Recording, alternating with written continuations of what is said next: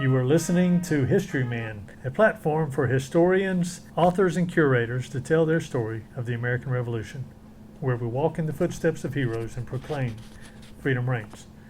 We're here again with Richard Allen Morris, a retired Lieutenant Colonel, U.S. Air Force, and Vice President of the Piedmont Region's Sons of the American Revolution, and volunteer at the 96 Historic Site in South Carolina. Richard, we just finished the last episode, and it was the big battle, first battle of 96, where you had thousands of people converging on this little town, and they were all neighbors, right? Correct. And they were still trying to sort out exactly who was in charge of South Carolina, which cause was going to win the day, and in the midst of that big argument of who held sway over the government, these neighbors got together, and there were shots fired and people died as a result of this. So that was 75, November 1775. It's before the Declaration of Before the Independence. Declaration of Independence, after Concord and everything up north, but still 1775. What happened then? Well, once they signed the treaty, these guys go off to their own homes and stuff. Now, some people think that they heard about the militia force they were putting together at Camden, and that's why it ended. Okay. I think they ran out of gunpowder. 3 days of shooting each other. They didn't have a lot of gunpowder to begin with. But whatever reason, they quit shooting at each other. Signed the peace treaty. And, of course, the peace treaty had a provision in it that it would be enforced regardless of who showed up. If you had reinforcements show up for either side, they still had to abide by this peace treaty. Well, not so much. On the 26th, Colonel Richardson shows up at 96. He has between 2,500 and 4,000 men, militia, patriots, that are going to track down these loyalists and arrest them and send them to Charlestown. So it's interesting. It's not just a rabble army of pitchforks and whatever. We're talking about someone with the ability, and now that they've made it to 96, he now has access to the enemy, and he's basing his actions on the authority that's been given to him to act, right? Correct. The provincial Congress had told him, you need to go arrest the leaders of this loyalist movement and send them to Charlestown. And he's in a bind. Oh, absolutely. Right? Absolutely. Right. So, I mean, he's got the authority to lead this vast army. If he shirks his authority, well, then he becomes an enemy of the state. So what did he do? This is what was called the Snow Campaign. A lot of people have heard, I don't know if you've heard of that. Snow Campaign occurred in December. It occurs around Spartanburg. Some of the leaders they caught right away. The guy that had signed the treaty, they arrested him. The colonel that had signed the treaty originally, they arrested him and sent him to Charlestown. They sent one of the Cunninghams to Charlestown. The other Cunningham brothers tried to get their brother before he got there, but they didn't make it, with a loyalist force trying to intercept them. So there's a lot of moving parts that are happening at the same time in December. They finally flee to Indian Territory, on the border of the Indian Territory, up around Spartanburg, what is currently Spartanburg. The Patriot force under Richardson find them where these guys had fled. Now, this is primarily the leaders. In other words, they didn't take a 2,000-man army with them. The rest of the guys are home with their family, taking care of their families, these loyalists and stuff, and they're just kind of staying out of it. These guys are after the leaders. Okay. So they show up at this place, and they called it the Snow Campaign.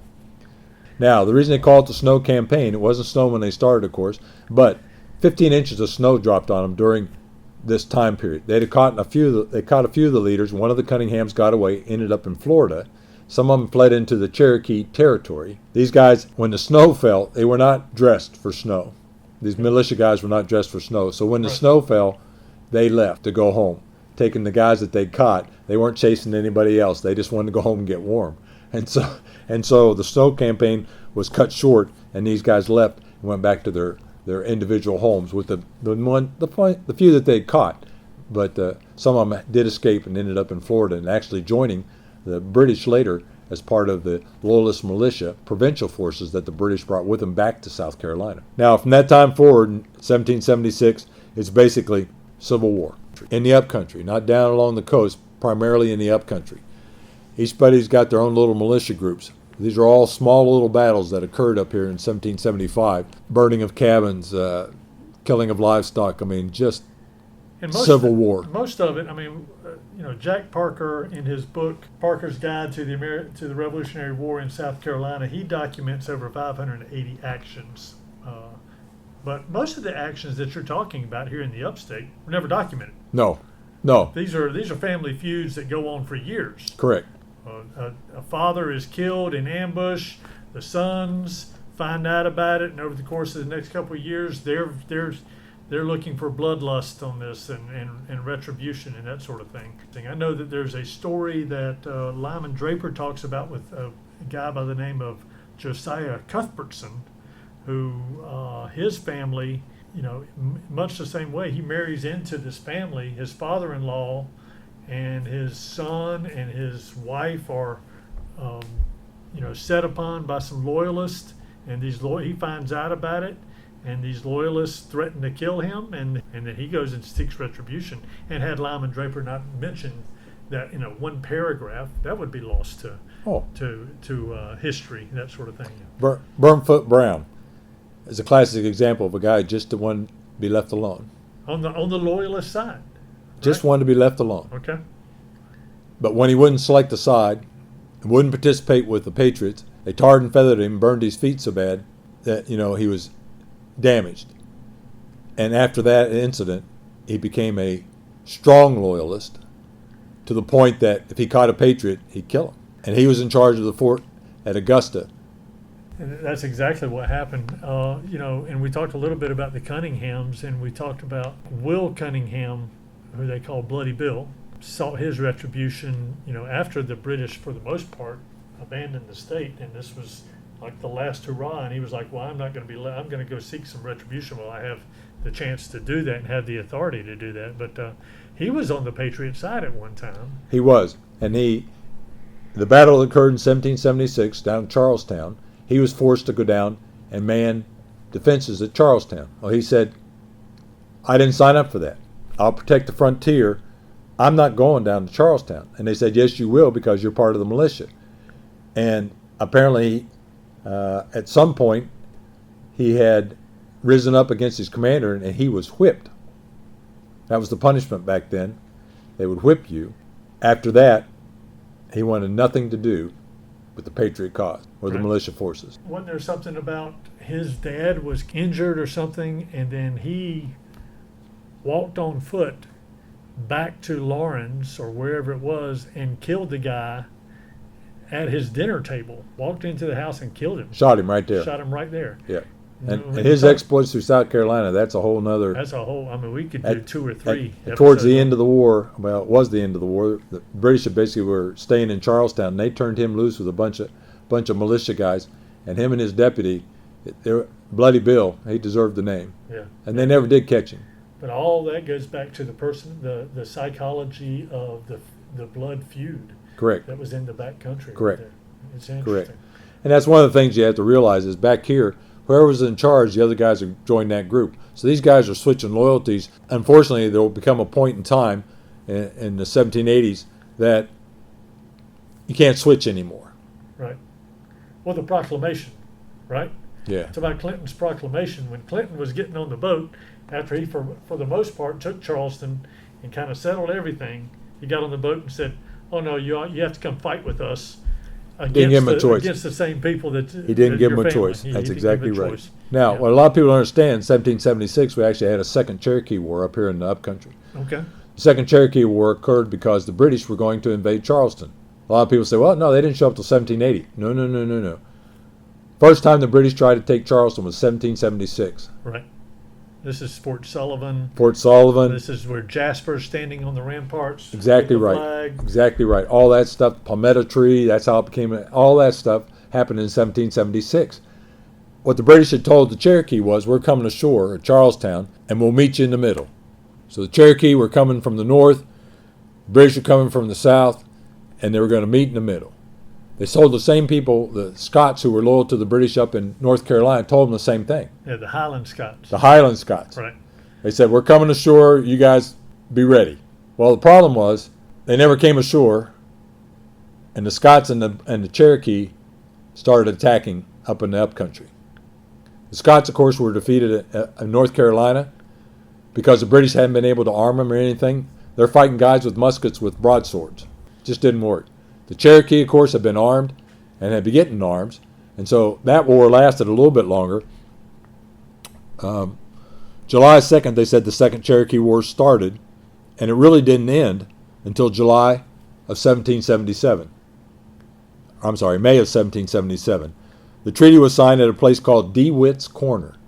DeWitt's Corner is just about 2 miles north of Due West on Highway 20. There's a little sign there that says DeWitt's Corner, and it gives you the information that the treaty was signed there in 1777 between the Cherokee and the militia. Now, it wasn't just the South Carolina militia. Remember, the Cherokee covers a pretty broad area. The Cherokee had been attacking settlements in Virginia, North Carolina, Georgia, and South Carolina. Well, when the British are defeated off the coast of South Carolina in 1776, all these militia forces in the upcountry of Georgia, South Carolina, North Carolina, Virginia joined together, not necessarily as one big group, but in their campaigns independently against the Cherokee. And so they're burning and killing Indians like it's going out of style. And they did that for approximately a whole year. And the Cherokee finally said, no thanks. Not all the Cherokee, but most of the Cherokee said, just leave us alone. Well, certainly the lower towns did. Yes, the lower towns did. And of course, what went along with that? Land. The only thing that the Cherokee basically owned then was Clemson. A little corner up in the upstate where South Carolina and Georgia and all those come together. Cherokee, that was considered Cherokee land, but all the rest of it went to the white man. Now, another little rabbit hole we're going down. Is this where Andrew Pickens got involved in the ring fight? Yes. Right. That is where he got Which involved. he says is one of the worst fights he ever got into. Yes. But another big leader was Williamson, who was also here at 96 at the first battle as one of the leaders here. Him and Pickens both, being from the up country, participated in this Indian war against the Cherokee. Now, like I said, the war ends in May of 1777. Now, a series of events in the South start occurring in 1778. Savannah is taken by the British as a base to operate out of. There's several battles that occur around there. In May of 1780, they turn their attention to Charlestown, and they set up to take Charlestown. In May of 1780, after Charlestown falls, they have the Battle of the Waxhaws. That's also known as Buford's Massacre. Right. They have that battle. So what you see here is you have 5,000 Continental and militia troops in Charlestown that surrender. You have the Battle of the Waxhaws, where there's 500 or 600 folks from Virginia that also surrender. Things aren't looking too good for the Patriot cause. In June, Fort 96 is basically given up to the British. The British show up, and they just basically sign it over to them, sign the parole that says, okay, I'm just going to go home. I'm not going to fight anymore. Andrew Pickens signs. Williamson signs. A lot of the leaders sign and get their men to sign as well. There's a few holdouts, Sumter, Marion, and a few other smaller groups that don't sign. And so they continue a kind of a guerrilla warfare. But up here in the upstate, fighting had basically ended. In August, of course, the Second Continental Army, which had been sent by Washington to relieve Charlestown, they became the Southern Army. After Charlestown fell, led by a guy by the name of Gates, they have a battle at the town of Camden and lose bad. And so that also contributes to the people saying South Carolina is done. They've given it up to the British. Now, after that, they put a gentleman by the name of Lieutenant Colonel John Kruger from New York in charge of the fort at 96. They tell him, this is the key to the upstate. You need to hold the fort at all costs. So he starts refortifications, building up the town, fortifying that same place where they had the first battle out, that farm across from the spring, because there's no other water. There is no other water. Okay. And so they're going to try to protect that water supply by building that fort there. And that is the fort that is at 96 today. It's a reconstructed of the fort that was created by Lieutenant Colonel Kruger in 1780. Now, what happened was, as Kruger's building these fortifications, he sends word to Cornwallis. Cornwallis had appointed him that. He sends word to Cornwallis that he's not a fort builder. He's a guy from New York. He says, I need an engineer. I need somebody to come down and let me know if I need to do anything else. Right. And the guy that shows up and looks at the fortification, he says, if you build one more fort, up in the northeast corner of the town. That'll protect the road and the town. The Star Fort is created. He draws it on the ground. They said the figure of a Star Fort. This is the strongest fort you can build. And Kruger, using slave labor and also his own forces, he builds this Star Fort. During this period, it starts in the fall of 1780, goes to the summer of 1781. So those are the three forts that show up. At the same time, a guy by the name of Patrick Ferguson, Major Patrick Ferguson, has now been appointed by Clinton to form the South Carolina Provincial Army militia force from South Carolinians. He shows up at 96 as his base. And people are coming in, and he's training the South Carolinians to become basically like British soldiers, issued red jackets, the whole 9 yards.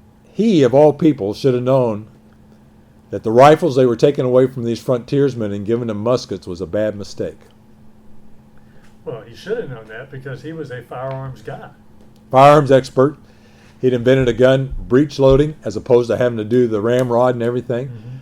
He was very aware. When you read some of his documentation about the battles and the fighting over here, he just praises the rifle. Yet the guys that showed up here with rifles, he took them away and gave them muskets because that's the way the British fought. You give them a red coat and a musket, and you have them line up and shoot at each other with bayonets. Well, from a provision standpoint, that's the provisions they had too. Exactly right. Exactly right. The rifle balls would not fit into. No. The musket balls Different would not gauge. fit into the rifle. Different gauges. So. That's correct. So he creates this little army here at 96, and then the wheels start coming off of Cornwallis's plans. Cornwallis has already turned after the Battle of Camden. He turns and heads into North Carolina. He's moving north because there was a plan afoot that they thought if they could capture Virginia, North Carolina, South Carolina, and Georgia, that they could possibly go sue for peace and let America become just the northern colonies. Because where most of the raw goods, farm goods, came from were Virginia, North Carolina, South Carolina, and Georgia. From an economic standpoint, the southern colonies held sway of the trade and that sort of thing. And the other thing was, it was a carrot to the French to stay out of the war. So a lot going on. There's a lot of backroom stuff going on that we kind of miss. Now, there's a little battle called Musgrove Mill that occurred about this time. Now Musgrove Mills was around the time that Camden is being lost. Camden's being lost, same time. Thomas Sumter, right after Camden is lost, he's hanging out in the wind on the western side of the Wateree River. The British follow up and catch him at Fishing Creek. So now, in the British mind, we got this. That's exactly right. Right. What they didn't know was those Over Mountain boys were coming to Charlestown. But it takes a while to get there from there. And so they hadn't quite got there yet. When they found out about Charlestown, they found out Waxhaws, Camden had fallen. All this is bad news, right? But these guys have come a long way. And they got a little group up at Musgrove Mill. Cornwallis has stationed a group at Musgrove Mill. And they say, well, we can take those guys. There's only about 200 of them. And so they hook up with some militia guys out of North Carolina, some militia guys out of South Carolina, and now the Over Mountain boys, and they're going to go to Musgrove Mill and take these guys. What they don't realize is Cornwallis had sent additional troops on their way to 96 that had stopped at Musgrove Mill. But they find out about it because someone comes and tells them before they get there that, hey, there's not 200 guys there. There's about 700 guys there. There's a lot more than what you think. And they said, well, they were tired at that point. Yeah. They couldn't, once they had gotten down there, they realized our horses are beat. We're beat. We're going to have to make a stand here. That's right. So what they do, though, but they set up, we can't fight them face to face, toe to toe, but so what we're going to do is set a trap. And so what they did was, they sent some guys down to the creek like they were getting water and stuff. And they knew they'd be in perfect view of the Loyalist troops, right? And of course, sure enough, the Loyalist troops see them and they give chase. Well, meanwhile, these guys have cut down trees and stuff back down the path and set up an ambush. So when these guys come across the creek and they get to that point, they let them have it. So now they capture a bunch of guys, they capture a bunch of ammunition and gun, just stuff. They capture stuff. And Cornwallis, who's up in North Carolina, goes, where'd those guys come from? We keep fighting guys and beating them. Where'd these guys come from? What in the world's going on? So he calls Major Ferguson here at 96 and says, I need help. I need help. So Major Ferguson is given the task of basically protecting Cornwallis's left flank as he's going into North Carolina. Well, I'm not going to go into that. It's a whole nother story. Ferguson ends up at a place called Kings Mountain after threatening the Over Mountain boys, who turn around and come back over the mountains. It's the wrong thing to do. To meet Ferguson at a place called Kings Mountain. And of course, Ferguson is completely destroyed. 700 men are captured. Ferguson is killed. Cornwallis retreats back into South Carolina because he doesn't feel like his left flank is secure. Right. And so the threat to North Carolina kind of weighs for a little bit. And not 3 months later, January. But Ferguson came out of 96. Correct. Right. He brought the troops out of 96. Right. So all those guys who were training here That's where in he 96 was. That's where his training base was at. They went into the mountains, got chased back out of the mountains, ended up at Kings Mountain, were decimated. So Correct. now, who's at 96 at that point? Kruger. Kruger's still there. Because Kruger was not. He had his own force out of New Jersey, New York. Guys out of New York and New Jersey, plus a few loyalists out of South Carolina. Cunningham was there. Patrick Cunningham was in charge of the militia force from South Carolina, and he was in charge of the provincial troops from New York and New Jersey who had joined the British. And I can give you some numbers after that. January, of course, what happens? Well, meanwhile, all of this happens. Gates retreats into North Carolina with what's left of his army that was defeated at Camden. General Greene shows up to replace General Gates, who'd been defeated at the Battle of Camden. General Greene realizes he doesn't have enough provisions to provide for everybody, so he sends a guy by the name of Morgan out to the west with part of the troops, splits his force because they don't have food. They don't have forage, they don't have anything. He sends Morgan out to the west and he said, if you have an opportunity, attack somebody. But, the big thing was just trying to keep everybody survive. Yeah, get some food, survive. So Morgan heads out to the west, and Cornwallis goes nuts because now he knows this force and he knows where it came from, and he sends Tarleton after him. Well, we're not going to go into that battle either, but that battle of Cowpens occurs.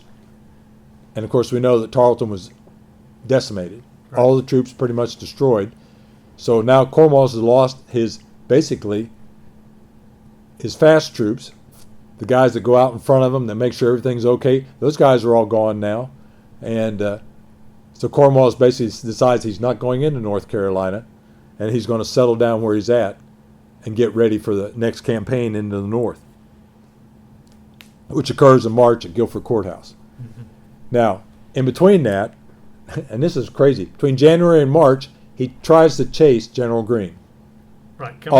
Coming from Cowpens, they've got to do something, right? He's got to do something. What did Kruger at 96 do? What he is doing actively is he's going to support Camden. Okay. When these little militia forces pop up, he sends troops. When militia forces pop up around Augusta, he sends troops. So he's sending them right and left everywhere. He's trying to put out the fires. Put out the fires in the upcountry. Yeah. And there was a big event down at Augusta. Militia forces got together. They were trying to take Augusta. And who shows up? About 500 guys show up from 96. And, of course, puts that out. The militia, retreats back into the woods.